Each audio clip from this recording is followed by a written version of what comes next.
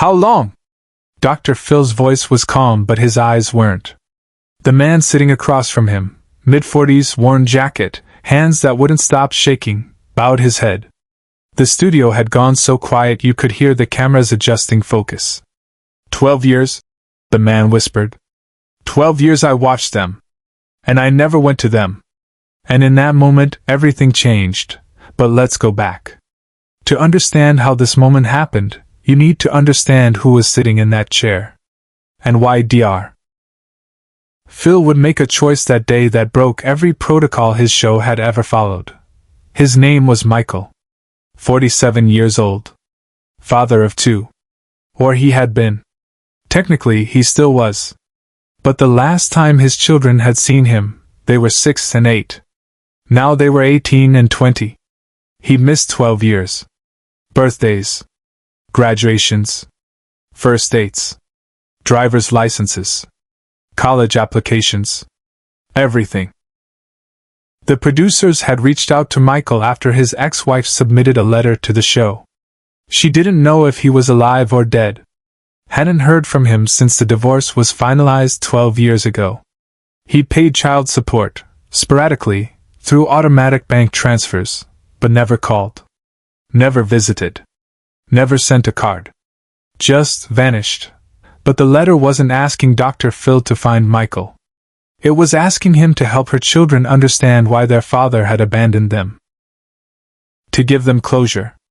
To help them move forward. She'd assumed he was gone. Dead, maybe? Or living some new life with a new family who mattered more. She was wrong. Michael had responded to the show's outreach. Said he'd come on. Said he'd explain. The producers were skeptical. Guests who disappeared for over a decade rarely showed up. But Michael did. Arrived early. Sat in the green room. Stared at his hands. When the producers asked if he was ready, he just nodded. Now he was on stage. And Dr. Phil was trying to understand. You paid child support, Dr. Phil said. Irregularly, but you paid it. So you knew where they were. You knew they existed. Why didn't you see them? Michael looked up. His eyes were red, but he wasn't crying. Not yet. Because I was ashamed. Of what? Of who I'd become. Dr. Phil leaned back slightly. Waiting. This was the moment. The crack in the wall. The place where the truth lived out. Michael's voice was barely above a whisper. After the divorce, I lost my job. Then I lost the apartment. Then I lost everything. I was homeless for 3 years. Living in my car. Then the car got repossessed. I slept in shelters. Under bridges. I panhandled. I did things I'm not proud of. Just eat. The audience was completely still. Dr. Phil's expression hadn't changed, but something in his posture had shifted. He was listening differently now. And I couldn't let them see me like that. Michael continued. I couldn't let my kids see their father begging for change. Couldn't let them know I was sleeping on the street. So I stayed away. I thought I was protecting them. Dr. Phil paused mid-sentence. The studio went completely silent. But you didn't stay away entirely, did you? Dr. Phil's voice was careful. Like he was walking on glass. Michael shook his head. No. Tell me what you did. I watched them. The words came out broken. I found out where they lived. Where they went to school. I'd wait outside. Not close. Just close enough to see them. To make sure they were okay. I saw my daughter's first day of high school. Saw my son score a goal in soccer. Saw them get on the bus. Come home. I watched them grow up. From a distance. Like a ghost. The camera operator's hand wavered slightly. Several audience members had tears streaming down their faces. Dr. Phil sat forward, elbows on his knees. For 12 years. Yes. You watched your children live their lives. And you never approached them. I couldn't. I was a failure. What was I supposed to say? Hi, I'm your dad. I live in a homeless shelter? They were better off thinking I was gone. Were they? Dr. Phil's voice had an edge now. Not angry, but direct. Cutting through the justification, Michael looked up, startled. Were they better off? Dr. Phil repeated. Because from what your ex-wife told us, your son has struggled with abandonment issues his entire adolescence. Your daughter told her therapist she must have done something wrong to make you leave. They didn't think you were dead, Michael. They thought you didn't love them. Off camera, Dr. Phil made a choice no producer expected. He stood up.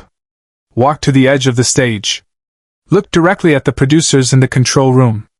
Stop the tape, he said clearly. The red lights on the cameras went dark. The audience murmured in confusion. Dr. Phil turned back to Michael. Here's what's going to happen. Dr. Phil said, his voice lower now, meant only for Michael and the studio audience. You're going to tell me the real reason you didn't go to them. Not the shame. Not the homelessness. The actual reason? Because I've worked with thousands of people, Michael. And I know when someone is lying to themselves. Michael's face crumpled.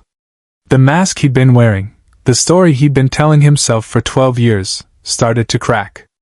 I was scared, he whispered. Of what? That they'd look at me and see nothing. That they'd realize I wasn't worth missing. That the dad they remembered, the one who used to play catch and read bedtime stories, was gone. And all that was left was this. He gestured at himself. This broken thing. Dr. Phil sat back down. Not in his host chair. In the chair next to Michael. Eye level. No performance. Just presence. You're right, he said quietly. The dad they remember is gone.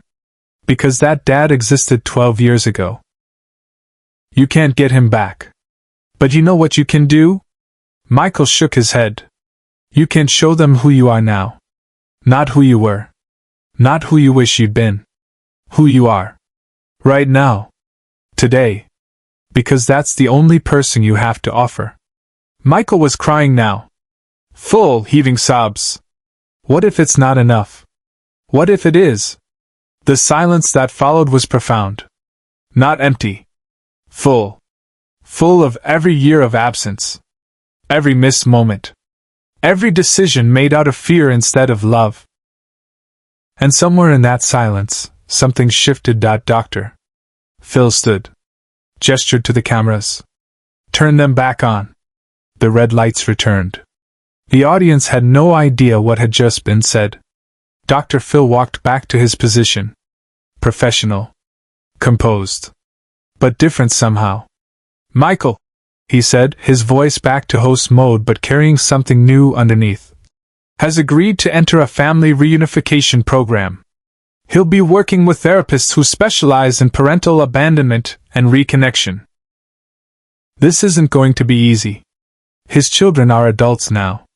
They have every right to refuse contact. But he's going to try. Not because he deserves forgiveness, but because they deserve the chance to hear the truth. Subscribe and leave a comment, because the most powerful part of this story is still ahead. The audience applauded. Not enthusiastically. Solemnly. Michael sat with his head in his hands. Dr. Phil let the moment exist. Then he reached into his jacket pocket and pulled out something. A photograph. He'd asked the producers to bring it from backstage.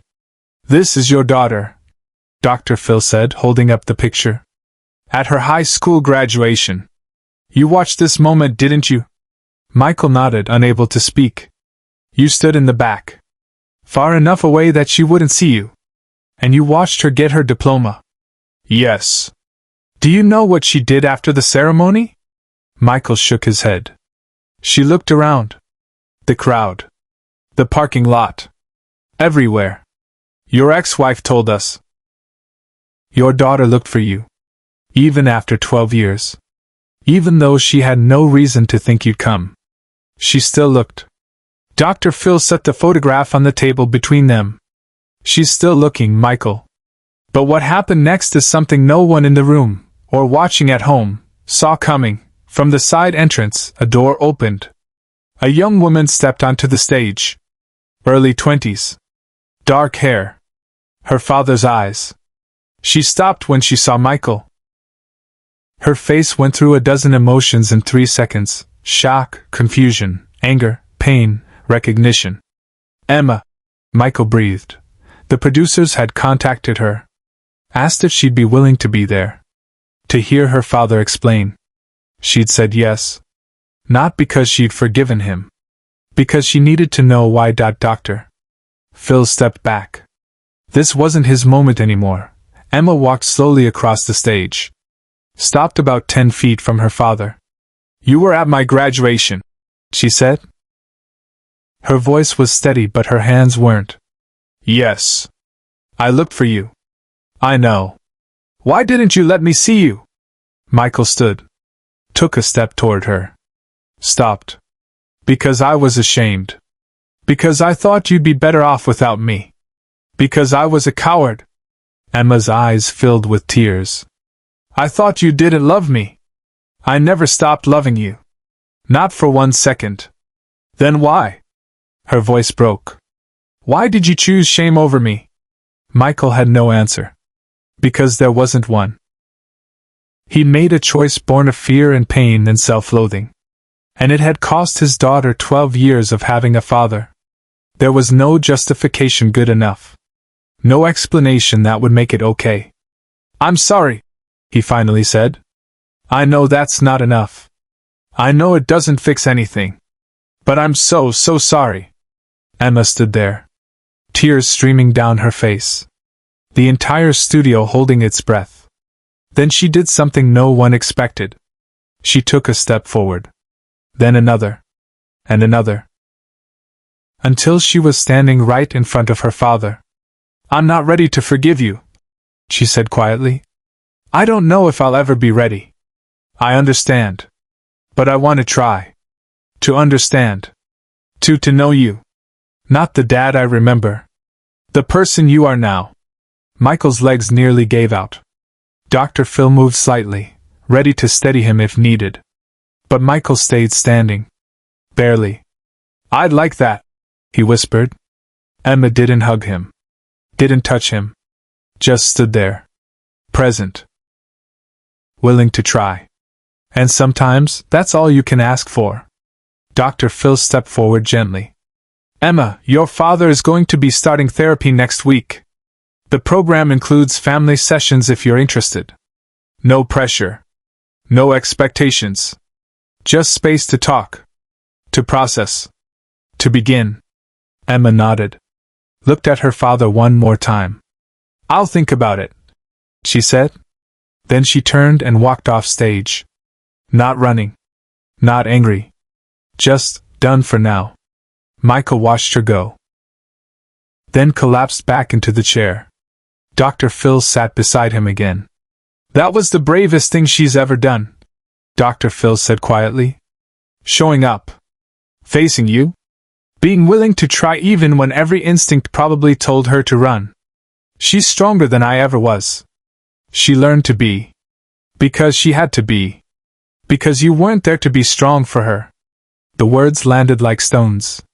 But they needed to. Because this wasn't about making Michael feel better. It was about making sure he understood the weight of what he'd done. And what he still had to do. Share and subscribe. Make sure this story is never forgotten. 3 months later, Michael and Emma had their first therapy session together. It lasted 20 minutes before Emma had to leave. Too overwhelming, too much at once. But she came back the next week. And the week after that, Michael's son attended his first session 6 months later. It was harder with him. The anger was deeper. But he came. Dr. Phil kept the photograph. The one of Emma at graduation, searching the crowd for a father who was watching from the shadows. He keeps it in his office. A reminder that sometimes the cruelest thing we do to the people we love is decide for them that we're not worth loving back. Michael got a job. An apartment. Started rebuilding. Not because he deserved redemption. But because his children deserved a father who tried. Emma still hasn't forgiven him. But she knows him now. And sometimes, knowing is enough to start with. The 12 years can't be returned. But the years ahead don't have to be spent in shadows. And that, Dr. Phil told Michael in their last conversation, is what choosing courage over shame looks like.